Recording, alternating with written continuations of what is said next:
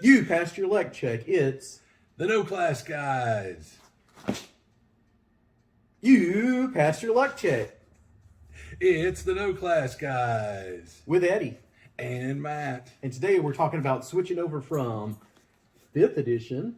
To Dungeon Crawl Classics. Look at those spines. Yeah.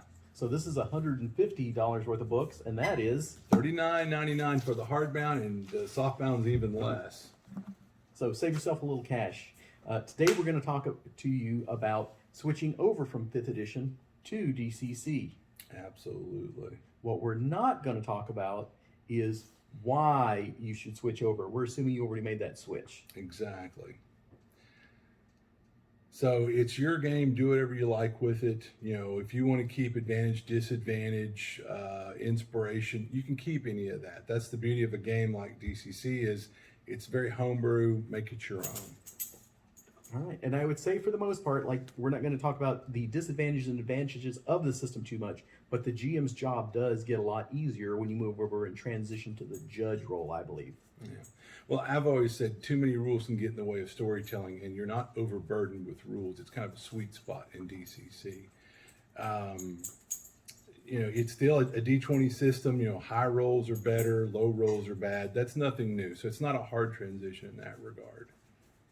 And this is supposed to be a bit of a frequently asked questions for people that are moving over from 5th edition. So one of the Absolutely. things that you may initially get into when you're playing your first 0 level character or rolling up your first character is, why are my stats so bad now? The thing with that makes it unique and different, in my humble opinion, is that a lot of those lower stats are going to make you build a more interesting character. There's also ways that you can increase those stats if it really gets to bothering you. But there is something inherently interesting about when your fighter is weaker than your wizard, and maybe your fighter is smarter than the wizard. Which we saw that in a campaign with it. In spite of that, the game's brilliant. There are things built into the classes to compensate for that, like the D die for the warrior. And the stats don't play as much of a role in DCC either. Yeah, it's not as heavily stat weighted. I think in 5th edition, you're only allowed to bond with 3 magical items. And that's because it's really more about the character and the class abilities, which there's quite a lot of. In DCC, if you love that fun of gaining a bunch of magical items, that's fine. You can do that because it's not as stat weighted, and there are really neat class abilities, but you're not overburdened with class abilities. I know that 5th edition uses backgrounds, and those are interesting. But what you've got in DCC is you have birth augurs, which are really neat. Those are modifiers you get from your birth sign. And then you've got your previous profession that would be something you'd roll up when you're making your 0 level character. Mm-hmm. Yeah. And then another way, just background in general, like what is the story of my character? Yeah. A lot of the ways the 0 level funnel takes care of that for you. This is the backstory. This is how this guy set off on his heroic quest. Absolutely. And then one of the things that 3.0 and 4th and now 5th edition D&D have feats, and those are neat. But sometimes that can be limiting. The great thing is with DCC is you have the Mighty Deeds die for your warrior types. And so what that is instead of having to have some feat that allows you to disarm an opponent or trip them or do a shield rush, if you as the clever player have a neat idea playing that warrior dwarf that you want to execute, I want to throw sand in their eyes, I run up, you have your deed die for that. So just to give you an example, if you have something like the alert feat for a fighter, then it's always going to affect you can't be surprised and you get a plus to your initiative.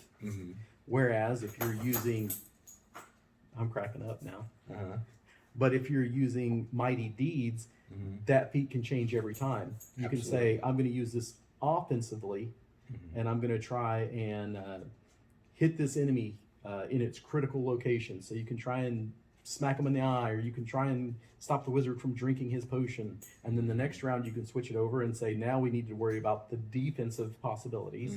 And now I'm going to form a shield wall with my allies and give myself and my allies near me a +1 to the defenses. Yeah. So that way you can change it up. It's not 1 feat forever, and that's one of the reasons I really like the Mighty Deed. I really do, because I know that aggravated me in third edition, for example, that I want to shield bash. Well, do you have the special feat for that? No. Well, good luck getting it off and having it work appropriately. If you've got a good idea, the deed die leads into that. But even if you don't have a clever idea for a given round, the deed die is the ones to hit and damage. So that really compensates for not having that 18 strength or something like. You can still be an effective warrior in this game even without. So it's not that stat weighted like we talked about before. Okay. You can also influence your spells in a similar manner with spell burn. So in this, you don't have to worry about spell slots anymore. You can cast as much as you want until you start rolling out those fumbles and getting corruption, misfires. Absolutely. Between luck and spell burn, you can still probably get that spell off, but there's going to be consequences. DCC is rooted in the old Appendix N, the pulp fantasy where magic was capricious and dangerous but powerful, and it absolutely is. And the game mechanic reflects that. So you no longer have short rests and long rests. How are you doing? Yes, I know. Yeah. But this is the test one anyway, right? Right. So you no longer have a need for short rest and long rest. Those are no longer formal things that you would have. But just like the spellcaster, just like the wizard, the clerical spells and clerical healing is unlimited too until you start fumbling it out and getting your deity's disapproval. Yeah. But it's not so critical where it's like, I cast my 3 spells for the day, I'm worthless until we take another long rest. All right, wizard, go sit in the corner, you're done, yeah. So that's one of the things. If you're missing the long rests and short rests, this actually might be a fix for the 8-hour dungeon day, as they say, where it's like the players always take another rest and take another rest. Yeah, and then you have to bring in rules limiting how many rests they can take or something, because it gets sort of ridiculous. And then, so you're coming from 5th edition to DCC, you're used to advantage. Well, they have something comparable in DCC. Well, they have the dice chain. And it's interesting. If you'll notice about DCC, it adds more dice than the traditional dice you've used in D&D. These dice are not hard to obtain anymore, and even then you can use the Crawler's Companion.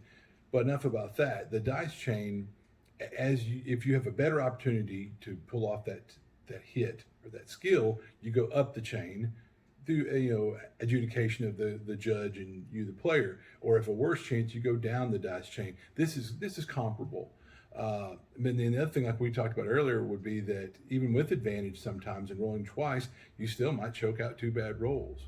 Going up the dice chain, you should be more apt to roll a higher roll by laws of probability. And then with the thing that you can burn luck, which is an attribute in the game, you can make sure you succeed, but there's a price, as always. For example, if you roll a 10 for your attack roll, and that's not going to get it done, and you burn your inspiration, you may not get another higher roll. You could roll lower. But if you're just burning luck, and I need a 12 to hit this AC, you can go, I'm going to add in 2 luck, and it's a sure thing, instead of leaving it up to fate. So that's one cool thing, Absolutely. where the dice chain and being able to add in luck can pay off for you. Another thing that you'll might be curious about as you're moving over is DCC being a more deadly game. And some people will say it deserves that reputation. And it's very much OSR, very much old school in that regard. It can be lethal, and definitely in the funnel, you'll get used to the concept of character death, because in a funnel, more than likely, your characters will die over and over again. But don't be daunted by that. That's just the funnel. But even in regular play, it could happen. But they have a mechanic, again, in place called rolling the body. And this ties into that luck stat that we talked about before. Okay. And how that works is that, after the combat, it's kind of like in the movies in the Westerns or something, like, is Jim dead? And they roll him over after the fight, and he gasps, and his eyes flutter open. You're like, thank God he's still alive. And you'll make a luck check to see if maybe you're still alive. But then again, you're going, well, that's easy then. Well, no, there's still penalties because you were put down, So there's balance in the game in that regard. And even if your character does die, it's not as in-depth to recreate a new character. So you're not spending the whole night like, well, my character died, so now I'm going to have to go take several hours and build a new character. This one's just get off to the side for a minute, roll up a new character, and you're ready to go again. You're right Jump back in the game. Yeah. So Another thing you may ask about is all the little pre-made worlds that you might be used to, the Forgotten Realms, that sort of thing. Greyhawk, etc. Nobody's used to Greyhawk anymore. That's true. It's true. But you can import any of that stuff that you want to. Importing lore is really not that complicated. Mm-hmm. But the other thing to consider that DCC really goes for is sort of the agnostic world.